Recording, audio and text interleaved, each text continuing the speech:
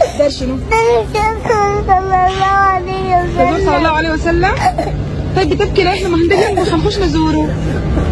بتبكي ليه؟ أنا اشتريته. احنا جنبه صلى الله عليه وسلم. خلاص طب نفسي خلاص اسوي نزوره نسلم عليه ونقول له السلام عليك يا رسول الله، السلام عليك يا حبيب الله. طيب أنا عارف بكيت ليه؟ ليه؟ عشان هو ميت. كان ميت لكن مع ربنا، قاعد مع ربنا فوق في حته حلوه اسمها الجنة. اسمها الجنه. ايوه قاعد مع ربنا الرسول صلى الله عليه وسلم. من فوق. ها؟ فوق مع ربنا عشان هو زول كويس. هو يعني نجيب أكيد ولا أنتوا أكيد بعده أكيد.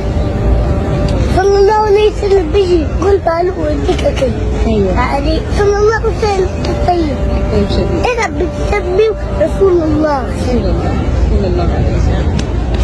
یہ بچی اپنی والدہ کے ساتھ حضور علیہ السلام کی زیارت کرنے کے لیے یہاں آئی، کیونکہ جس نے حضور کی قبر کو دیکھا گویا اس نے نبی صلی اللہ علیہ وسلم کو دیکھا۔ یہ بچی شاید یہ سمجھ رہی تھی کہ جب ہم زیارت کرنے کے لیے آئیں گے تو حضور کسی کرسی کسی تاج پہ بیٹھے ہوں گے اور ہم ان کو دیکھ کے ان کی آواز سن سکیں گے اور زیارت کریں گے۔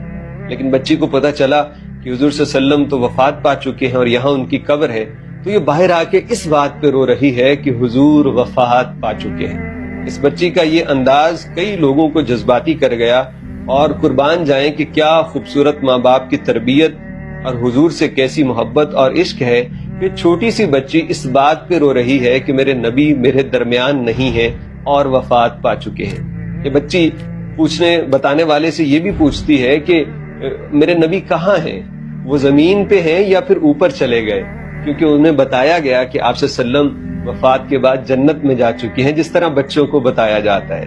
یہ ویڈیو بہت ساری جگہوں پہ وائرل ہوئی عرب و عجم کے اندر، اور لوگ اس پیاری سی بچی کی قسمت اور اس کی تربیت پہ رشک کر رہے ہیں، جس کی بدولت اسے حضور صلی اللہ علیہ وسلم سے اتنی زیادہ محبت نصیب ہوئی۔